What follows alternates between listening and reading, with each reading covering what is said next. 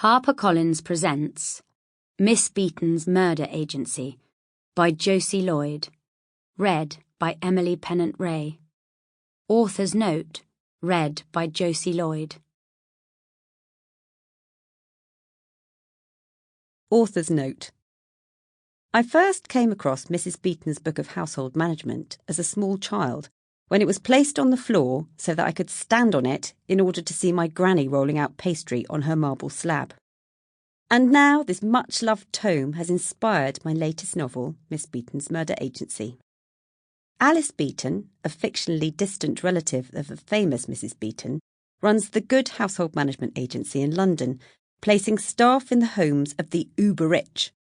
Alice is a stickler for detail and believes that if a job's worth doing, then it's often best to do it oneself, even when it comes to solving murder. Sprinkled with recipes, quirky characters, and a very clever dog called Agatha, I've set out to write this cosy contemporary crime novel with a deliberately retro vibe.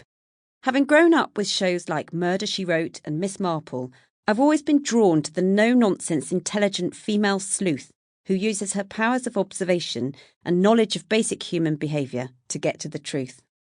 I really hope you enjoy meeting Alice and her friends as much as I loved writing them. Love, Josie.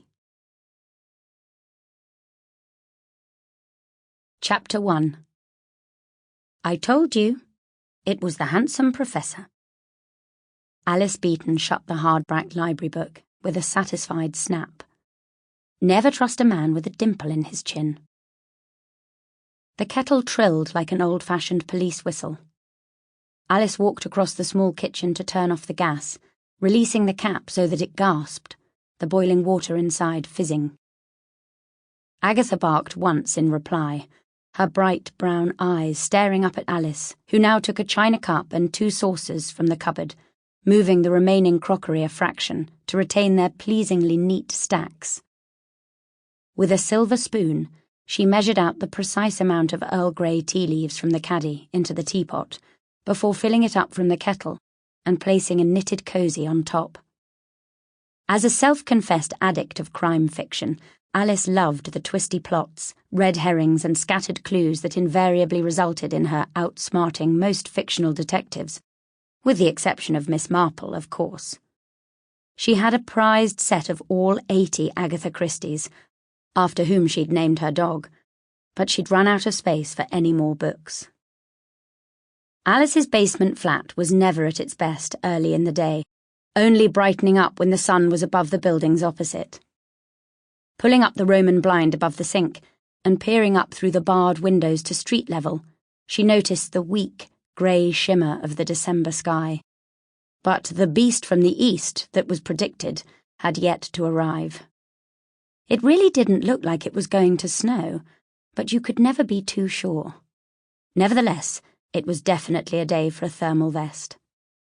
On the table, trumpets of orange amaryllis that one of her grateful clients had sent filled the kitchen with a cheery dash of exotic colour. But despite everything being just right in her flat, it was hard to ignore the loud neighbours upstairs. She winced as that dratted son of theirs bounced a ball across her ceiling. She flicked on the radio, which was set permanently to Classic FM, and turned up the blast of Vivaldi as a riposte. Agatha barked again and tipped her head to one side. "I'm doing it," Alice said. "Be patient." She poured the tea from the dainty spout into one of the saucers, topped it up with cold milk from the jug, and placed it on the floor where Agatha lapped at it. But just as she was pouring her own cup, the ancient egg-shaped timer pinged. Alice jumped and put the teapot down. It got her every time. She thought, as she often did, of how this small object brought her back to sitting on the bowed wooden counter in the kitchen of Hawthorne Hall, as Mrs. Dalton taught her chapter and verse about running a kitchen and a household. Her memories had the same quality as those Kodak prints of the time, faded and most definitely of a different era. But Mrs. Dalton remained more like a feeling, the person who felt like home. Even now, 5 years after she'd passed on, Alice missed her old mentor.